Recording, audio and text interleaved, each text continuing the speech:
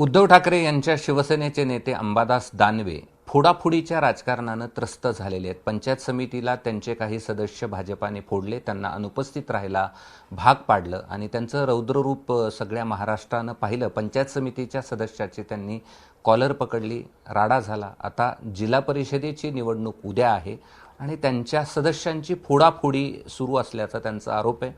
कोण फोडाफोडी करतंय, का फोडाफोडी करतंय, काय त्यांना आश्वासनं दिली जात आहेत, हे सगळं आपण जाणून घेणार आहोत.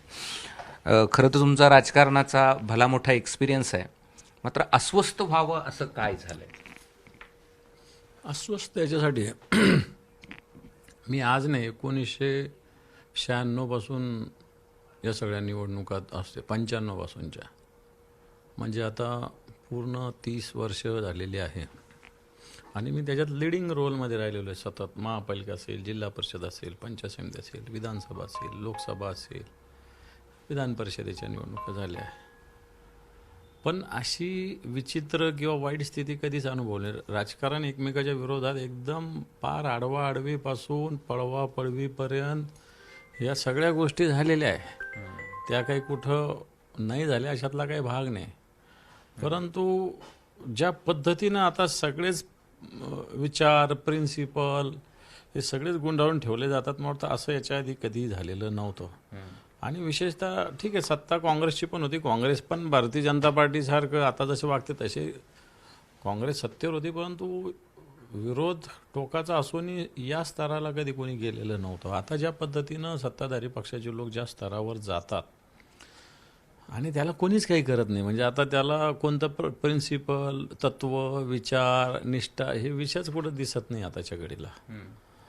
कोणीही जातं, थैल्या घेऊन जातं, 1.5 कोटी 2 कोटी जशा कवड्या आहे. म्हणजे खरं तर सामान्य माणसाच्या दृष्टीनं 1.5 कोटी 2 कोटी ही फार मोठी रक्कम आहे, कारण लोक हजारामध्ये मोठ्या मुश्किलीनं घर चालवतात, 5, 10, 15 हजारामध्ये.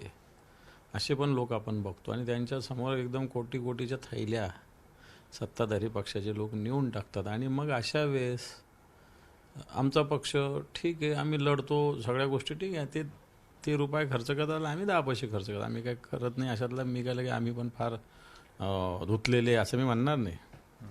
ठीक आहे, आम्ही पण 2 रुपये खर्च करत असू, परंतु ज्या पद्धतीनं सत्तेची मस्ती, सत्तेची नशा आणि मग कोणत्याही माणसाला फोडण्यासाठी त्याच्याकडे जाणं, बसणं, बोलणं, त्याला आमिष दाखवणं. बरं, ते दाखवणं वेगळं, पण ज्याच्याकडे जातो तेही माणसं तसेच झालेले. मी असं काही लपून ठेवत नाही की तेही लोक तसेच झालेले आहे, की त्यांनाही आपण कोणत्या पक्षाकडून निवडून आलो, कोणत्या नेत्यामुळे निवडून आलो, कोण आपल्यासाठी होतं, काही नाही. कोण आमिष देतं, कोण प्रलोभन देतं आणि कोण पूर्ण करतं, हे दोन्ही बाजूनं होतं आहे. त्यामुळे मी काय नुसतं जो जातो किंवा देतो त्याला दोष नाही देत, जो घेतो, जो त्याला एंटरटेन करतो त्यालाही मी दोष देतो. आणि मला असं वाटतं मी अपार्ट फ्रॉम पॉलिटिक्स याच्याविषयी निश्चित व्यथित आहे. व्यथित म्हणजे मग करायचं तर कशासाठी करायचं आणि कोणासाठी करायचं आणि का करायचं हा प्रश्न मनात निर्माण होत असतो. समजा करायचं तर आपण पक्षासाठी करतो, पण पक्षाच्या विचारसरणीलाच निवडून येऊनही त्याच्याशी गद्दारी करणारे 4 लोक समोर आहेत, मग का करायचं? बरं, एखाद्या व्यक्तीसाठी करायचं म्हटलं, ती व्यक्ती थोडंसं त्याला इकडे तिकडे झालं तर मी इकडे नाही तिकडं, तिकडे नाही इकडं, अशा पद्धतीने विचार व्यक्त करते. बरं, जनतेसाठी करा म्हणतं तर जनताही मेजॉरिटीनं बऱ्याच ठिकाणी जनतेलाही चांगले चांगले लोक, मोठे मोठे, म्हणजे खरं तर माझ्यावर याच्यामुळं टीका होऊ शकते, पण मोठे मोठे लोक, आधी आपण म्हणायचं गोरगरीब वगैरे हेच लोक थोडंसं पैसे घेऊन मतदान करतात. पण आता असं काही गोरगरीब आणि श्रीमंत असं काही भेद राहिलेला नाही. मेजॉरिटीनं लोकांना असं प्रलोभन दिलं आणि मग निवडून येतं. त्यामुळे ही सगळी यंत्रणा जितकी भ्रष्ट झाली आणि त्याच्यामुळं खऱ्या अर्थानं मग का आपण कशासाठी काय करायचं हा प्रश्न मनात निर्माण होतो. पण आत्ताची काय स्थिती आहे, काय आश्वासनं दिले जात आहेत, काय ऑफर दिल्या जातात? अहो, आता मला कळालं, खरं खोटं मला माहीत नाही, की अतुल सावेंनी एका सदस्याला प्रहारच्या 30 कोटी रुपयाच्या कामाचं पत्र दिलं. 30 कोटी एका मतासाठी 30 कोटी रुपयाच्या कामाचं पत्र दिलं. आता ते होणार नाही 30 कोटी. अतुल सावेच्या कुठं डिपार्टमेंटला काय उरलं आलं, ते नुसतं प्रलोभन आहे, ते काही होणार काही नाही. मग आमच्या सदस्यांकडे आले, 2 कोटी घ्या, 3 कोटी घ्या. भारतीय जनता पार्टीचे कित्येक लोक आले आमच्या सदस्यांकडं. आता मला सांगा की बरं आले कोण? मंत्र्यांकडून लोक येतात. असं नाही एखाद्या पक्षाचा जिल्हाध्यक्ष आला, तालुकाध्यक्ष आला, हां मंत्री. मला सांगा मग तुम्ही एकेका माणसाला एवढे 4 कोटी, 3 कोटी, 5 कोटी कुठून देता? हा माझा प्रश्न आहे ना, की घरून देता आपलं. मी एकट्या अतुल सावेवर आरोप नाही करत आहे, हा ओव्हरऑल यंत्रणा हा विषय मी बोलतो. कारण आता राज्यसभेचे सुद्धा तशाच गोष्टी झाल्या बिहारमध्ये, असं मी बघतोय.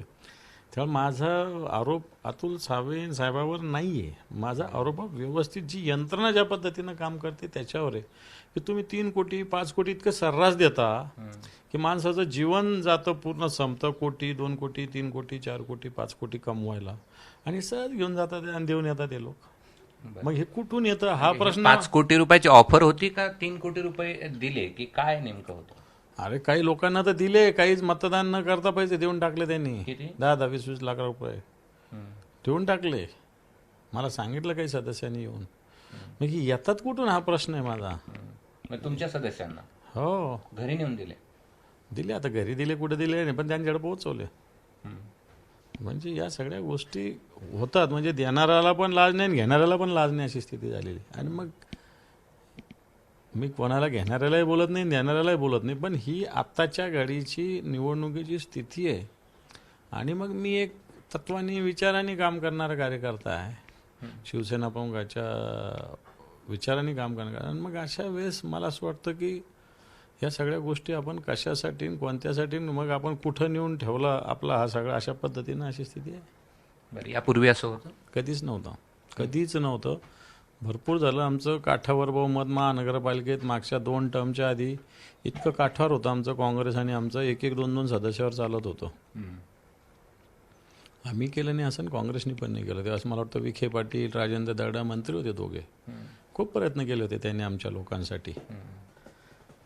पण त्यांनी आमच्या लोकांकडे असं डायरेक्ट येण्याची हिंमत केली नाही, आमच्या कोणी लोकांनी जायची हिंमत केली नाही. अशा दोन्ही. आता तर सर्रास एकमेकाला भेटणं, बसणं, बोलणं सगळं करणं सुरू आहे. सगळ्यांचंच चालू आहे. मी कोणालाच नाव ठेवत नाही एकट्याला. बरं, आपल्या जिल्हा परिषदेचा इतिहास आहे. म्हणजे महाराष्ट्र कधी नव्हते ते तुम्ही काँग्रेससोबत गेल्याची इथे नोंद आहे ह्यामध्ये पण.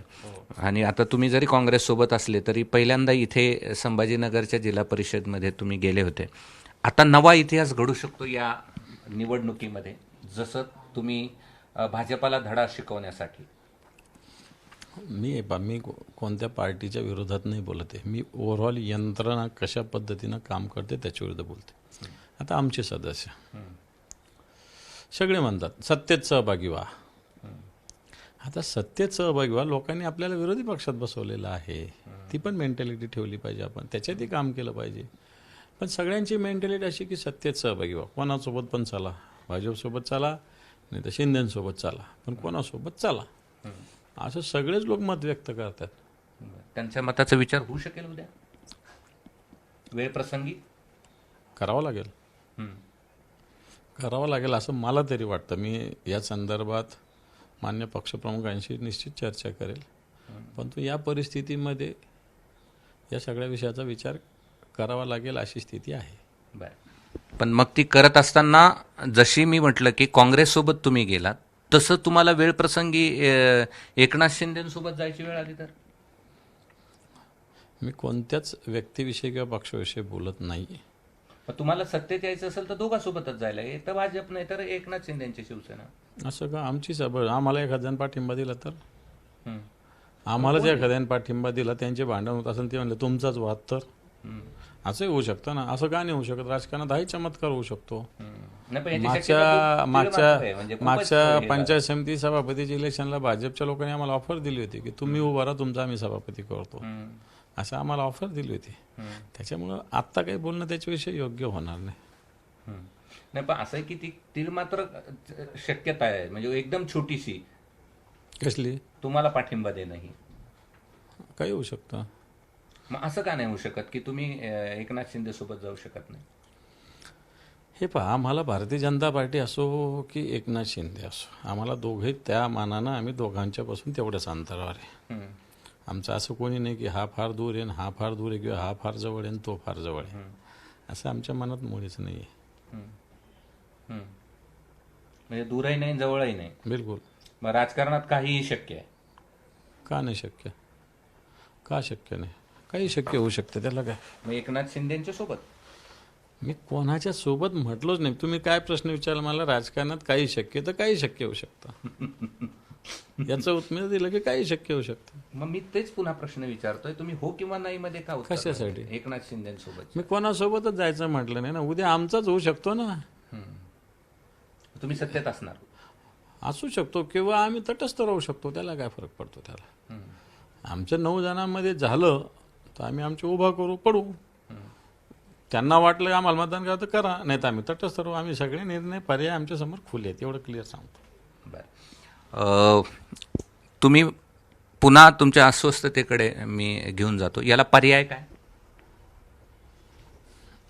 याला पर्याय असा आहे की खरं तर मग आता तत्व आणि विचार हे ठेवायचे का नाही ठेवायचे असं माझ्यासारख्या एका कार्यकर्त्याच्या मनात. मी आता तुम्ही बघत असाल, मी एवढं मागच्या दिवसांत माझं घरदार तुम्ही बघून घ्या इथं कसं आम्ही राहतो.